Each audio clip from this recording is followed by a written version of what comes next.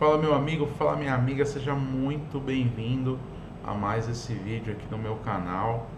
Saiba que, como eu falei no vídeo anterior, eu tava com muita saudade de poder dedicar esse tempo aqui, trazer conteúdos, trazer coisas novas para vocês. Eu estou muito feliz, muito ansioso com tudo aquilo que a gente vai desenvolver aí no decorrer de todos os vídeos durante esse ano de 2024, que vai ser muito maneiro.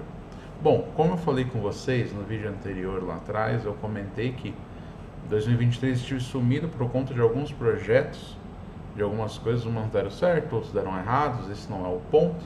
O ponto é que, como todo desafio, independente se você, se esse desafio no final transmite um resultado muito positivo, muito negativo ou neutro, o que fica de herança sempre, impreterivelmente sempre, é o conhecimento. E nesse projeto que eu trabalhei muito com escala de dados, com alto volume de dados, e não só um alto volume de dados, mas também uma customização na modelagem para que pudesse ter buscas muito rápidas, né? Ou seja, era um tratamento de dados, um armazenamento de dados e um nível de pesquisa de dados muito rápido.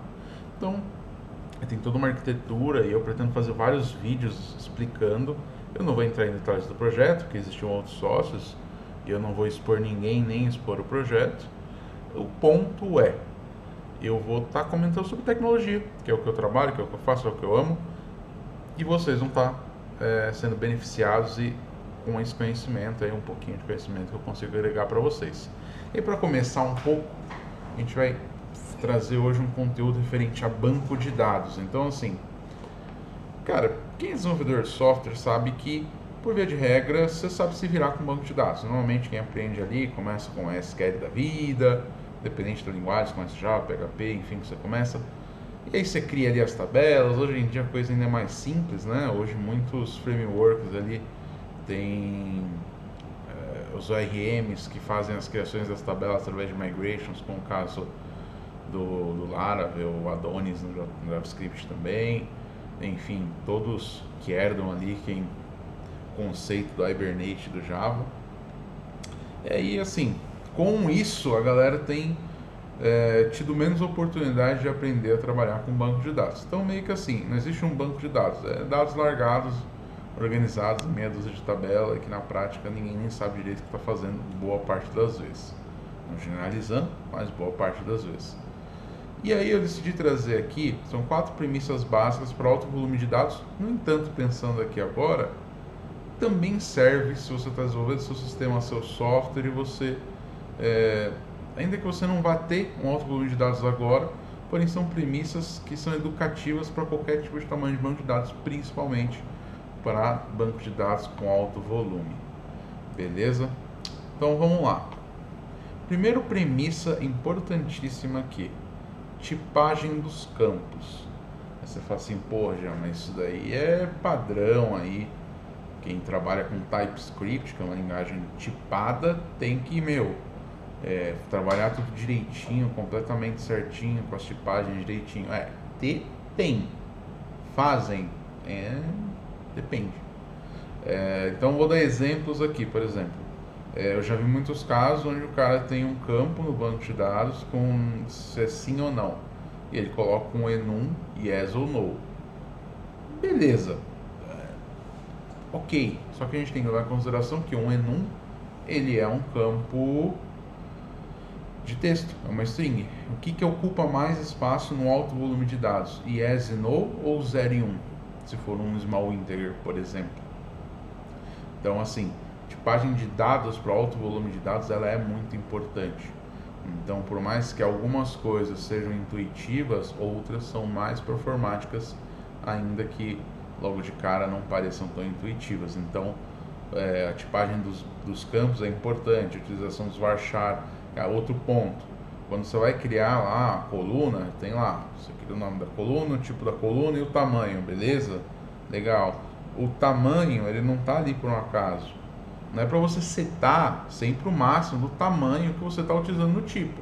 Só assim, Jean, mas o varchar, ele não ocupa o espaço todo. Se eu dizer colocar lá 255 e eu não usar os 255 caracteres, ele não vai ocupar os 255.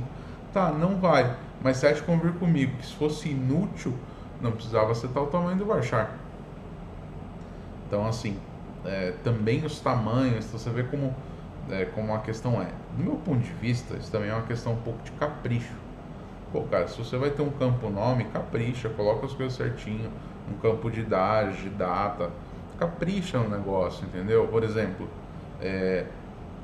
data de nascimento. Data de nascimento, por via de regra, num software convencional, é ano, mês e dia, no caso do formato do SQL. Cara, você não precisa colocar uma coluna de timestamp. Às vezes, sem querer, na falta de capricho, você coloca a date, ao invés de uma date timing, por exemplo, ou de uma timestamp. Cara, isso no alto volume de dados, isso fica mais legal. E também é um informativo, você fala assim, já, mas aí você está falando é muito besta e tal. Cara, mas eu não estou falando à toa, eu já vi isso errado, tá? Da mesma forma como, por exemplo, cara, documento, CPF, CNPJ, o cara vai e salva como string. Meu amigo, tira o ponto, o traço, as coisas e armazena isso em número. Isso no alto volume de dados é muito mais econômico. Ou seja, eu não sou dessa área, tá? Conheço algumas pessoas que são, mas eu pessoalmente não sou dessa área, do Big Data ali, enfim. Cara, faz a extração e transformação de dados, não é só extrair de uma planilha e socar numa tabela. Extrair e socar numa tabela não te faz um gênio, não te faz um gênio. Então, na hora que você vai salvar, se é um campo, como deu um exemplo do CPF, CNPJ, tira o ponto, tira o traço, salva em número. Isso não volta o volume, vai ser mais performático. Entendeu? Outra coisa, outra cagada que eu já vi em tipagem, tipo assim, por exemplo, valor em real, a gente separa as casas decimais por vírgula. Só que no banco é por ponto, que é ponto flutuante. Aí o cara vai e mete um campo string, beleza, agora faz uma comparação dessa porcaria aí, de maior, menor, essas coisas assim, utilizando isso daí, ordena isso. Também é outro ponto muito errado que a gente tem que tomar muito cuidado. Enfim, todos esses detalhes, eles são muito importantes, eles vão garantir performance na tipagem dos campos. Parece besta, mas isso é um capricho que, do meu ponto de vista, é um capricho que não deveria ser só apenas um alto volume. Mas no alto volume você vê que o buraco é mais embaixo. Sem o capricho, isso daí não anda, beleza? Chaves e índices. Outra coisa que parece besta, que parece idiota, mas isso dá... Nossa, mas facilita tanto a vida que vocês não têm noção. Vamos lá. As chaves. A gente tem a chave primária, a chave estrangeira. Beleza. Se aplica a mesma questão das tipagens, tamanho. Por exemplo, cara, você vai ter ali uma tabela de configurações. Um exemplo, configurações. Cara, você vai ter mais do que um integer, tamanho do campo, quantidade né? Porque um integer são até 11 dígitos. Você vai ter um ID de configuração maior que isso. Então, ao invés de usar big integer, usa integer. E aí, na hora que você concorda comigo que o índice, aquele índice vai ficar mais leve? Só assim, já, mas aí você tá falando besteira, pois é tão leve. Não, beleza, cara, vai somando. Quando você vê, cara. Outra coisa, na hora do planejamento das chaves estrangeiras, planeja direitinho, seta direitinho. Eu já vi também muita gente falar assim, cara, eu não consegui fechar a chave estrangeira na hora de subir, ficou sem mesmo. Pô, a gente já usa banco de dados relacional para ter relação. Daí você não amarra, não tem relação, não faz sentido, que não é performático. Então, assim, vamos trabalhar as relações corretas, as tabelas corretas, garantir a consistência dos dados. Porque depois, lá no software, fica uma bosta. Você vai buscar alguma coisa, o trem não existe no banco porque ninguém garantiu a consistência. E aí excluíram uma coisa que estava referenciada na outra tabela e ninguém sabe. Então, isso é uma garantia da entrega dos dados, isso é importante. Uma questão de índice. Índice é uma coisa muito importante. E aí eu já vi 8,80. Eu já vi gente que não atua na indexação e deixa o motor que se vire, né? Vamos pôr o HD para moer. Na hora que eu nascer HD eu me viro, é bem por aí. E os outros que querem indexar todo tipo de coluna. Vamos lá. Quando a gente fala da indexação de coluna, normalmente nosso grande objetivo na indexação é garantir que as consultas sejam realizadas mais rápido, beleza? Partindo desse pressuposto, eu vou indexar as colunas que forem passíveis de filtro. Ah, só assim, meu relatório filtra tudo. Eu falei, não, meu amigo, seu relatório não filtra tudo. Sim, você pode ter o filtro no relatório de tudo, mas você não tem a necessidade de filtrar tudo no banco. Vou te dar um exemplo com telefonia, isso é muito comum. Eu tenho a tabela CDR do Asterisk, beleza. Cara, você vai puxar um CDR, você não vai puxar por um período? Então você vai te convir comigo que independente de qualquer outro filtro que você tiver, indexa a coluna de call date ou start, dependendo da versão do banco, da versão do esquema do CDR do Asterisk. Indexa a coluna, aquela inicialmente. Ah, pô, eu vou ter uma indexação onde eu trabalho com a data e com a count code. Indexa uma e as duas junto, para na hora de fazer o filtro ficar melhor. Então, assim, não indexar é horrível. Indexar tudo é burrice. Então, mais importante do que entender na hora de modelar o seu banco de dados o que você vai armazenar é também o que você vai buscar, se você vai buscar. Porque quando o dado cresce, na hora de um relatório, arrebenta com a performance. Ah, Jean, será? Eu tenho casos de plataforma que gera 50 milhões de linha em um dia. Indexa um campo errado e tenta buscar nessa tabela para você ver o que acontece. Toda a consulta ficou muito onerosa. Então, assim, a gente tem que saber trabalhar essa questão dos índices da chave de uma forma muito direitinha, beleza? Outro ponto, colunas e relacionamento. Aqui eu já dei um spoiler, mas eu vou falar um pouco o que quer dizer com colunas e rebater a questão do relacionamento. Colunas. Cara, primeiro ponto. Eu não vou aqui cagar a regra que você deve fazer, cagar a regra no ponto em como você deve fazer. No entanto, faça de uma forma que seja um padrão. E aí eu vou te explicar. Eu já entrei em banco de dados, você entrava numa tabela, o padrão de coluna era de um jeito, você entrava na tabela, o padrão dos nomes das colunas era de outro, e outro. Já peguei casos onde o nome da coluna tinha C cedilha e acento. Cara, desculpa, banco de dados é feito normalmente, originalmente, no banco de dados, ele foi modelado com palavras em inglês e não tem um acento na modelagem normal. Então, assim, o nome das colunas também faz sentido. Então, faça o nome das colunas, faça um sentido e que também o armazenamento e a visualização seja decente. Na hora de fazer uma query nisso aí, seja decente, não seja porco. Então, defina direito os nomes das colunas, façam as definições corretamente. Cara, se você trabalha, por exemplo, no caso aqui, colunas e relacionamentos. Pô, eu tenho aqui o cadastro de cliente, eu tenho o cadastro de usuários, eu tenho um relacionamento entre eles. Beleza. Cara, então coloca, por exemplo, clientes underline ID, referencia a usuários.